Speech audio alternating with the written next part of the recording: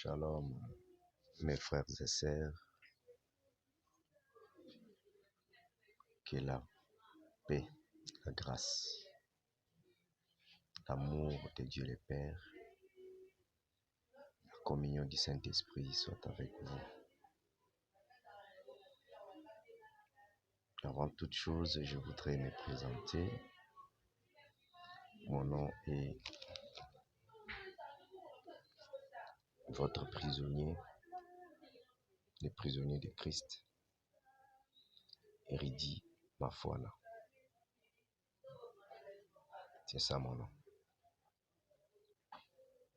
Mais je voudrais venir vers vous afin que nous puissions partager un petit témoignage que Dieu m'a fait passer pour apporter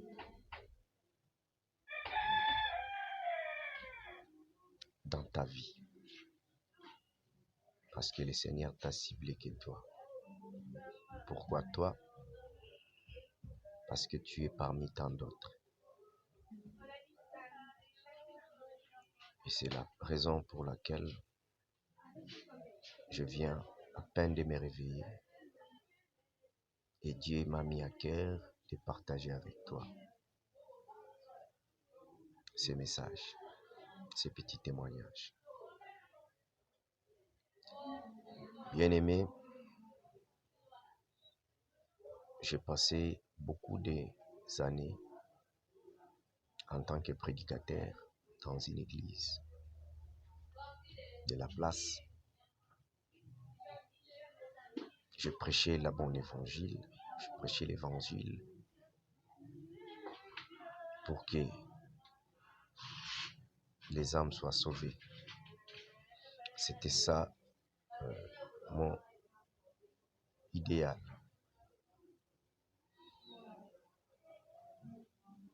J'ai, dans mon parcours, étant prédicateur, subi des chocs moraux très graves. Et ce choc moral, je ne savais pas. Ce choc moral, je ne savais pas que ça pouvait m'amener jusqu'à détruire mon corps. Pourquoi? Parce que je n'ai pas compris le chemin de la croix. Je voyais tout dans le charnel. Or, tout ce qui est charnel est le type de spirituel. Avant que le charnel arrive, d'abord, nous l'avons vécu spirituellement. Je n'ai pas compris tout ça. Je mettais tant de soucis dans mon esprit. Je mettais beaucoup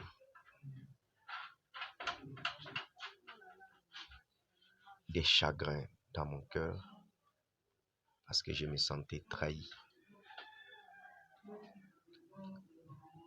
Vous pouvez vous imaginer des personnes à qui vous avez travaillé, la personne à qui vous avez traversé des moments difficiles ensemble. Il y a un moment, un petit vent qui est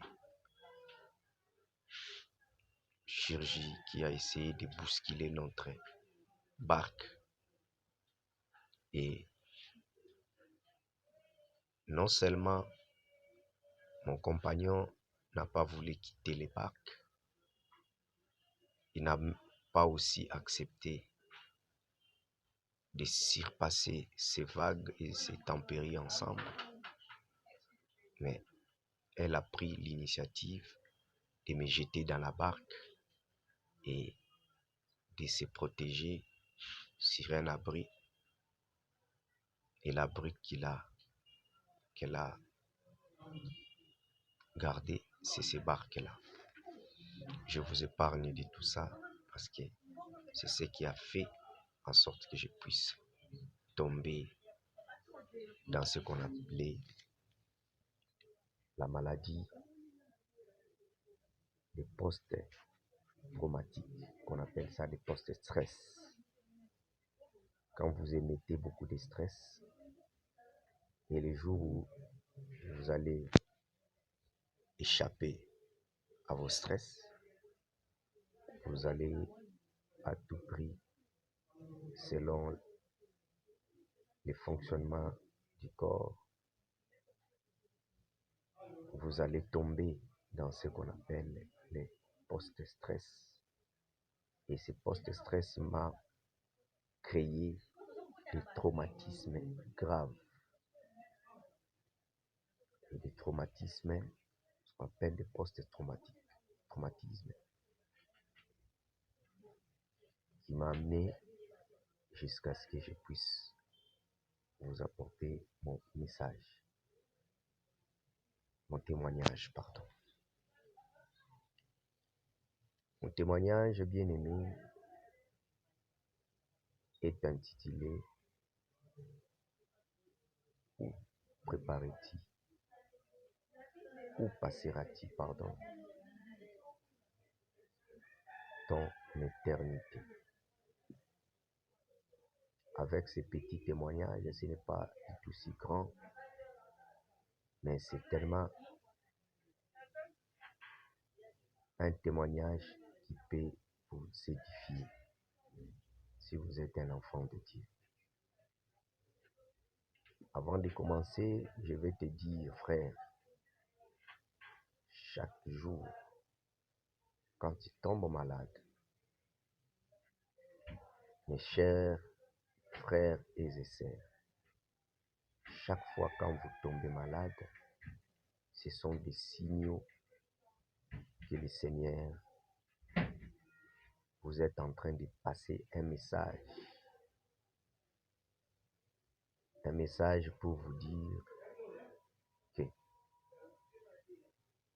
voilà, tu as tombé, tu es malade, mais tu es guéri. Voilà ton ami qui était à côté de toi, il avait la même maladie, mais lui est mort, toi tu es guéri, tu es resté en vie. Donc c'est un message de Dieu, un avertissement de Dieu qui te dit de te préparer. Bientôt, ça sera toi, ça sera ton tour. Je n'avais pas ça dans ma tête. Je connaissais ça, mais je ne le mettais pas vraiment dans ma tête. Parce que j'étais plus considéré, je considérais plus mon travail et plus aussi, je considérais plus les activités de l'église. Ça, maintenant, je m'adresse à des gens qui aspirent et qui servent Dieu, des pasteurs, des évangélistes, des prophètes, les apôtres et les docteurs. Vous qui êtes les prédicateurs, qui prêchent la parole de Dieu. Je voudrais vous dire une chose, que prêcher l'ancien évangile au peuple de Dieu. Montrer clairement qu'il y a un danger qui arrive. Un danger que le monde n'a jamais subi. Nous ne sommes plus dans l'ère de prêcher tout ce qui se passe dans toutes les églises aujourd'hui. Moi d'ailleurs, je ne les appelle plus les églises, ce sont des assemblées. Parce que l'église, c'est le corps mystique du Christ. Celui qui sera élu d'entrer dans ce corps, c'est l'épouse. Qui est l'épouse? L'épouse est une personne parmi tant d'autres.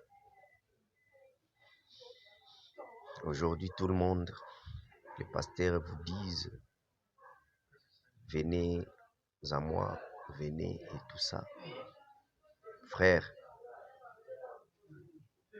vous serez jugés sévèrement, comme dit la Bible, qu'il n'y ait pas parmi vous beaucoup de prédicateurs, car ils seront jugés sévèrement.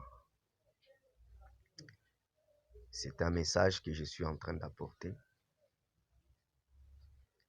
parce que ce message est adressé personnellement à toi qui me regardes, pour que tu puisses revoir là où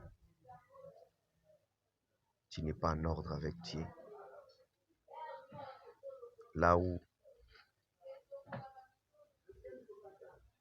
tu n'as pas marché très bien avec Dieu, afin de réparer et de marcher avec Dieu. Ça, c'est ma première intervention.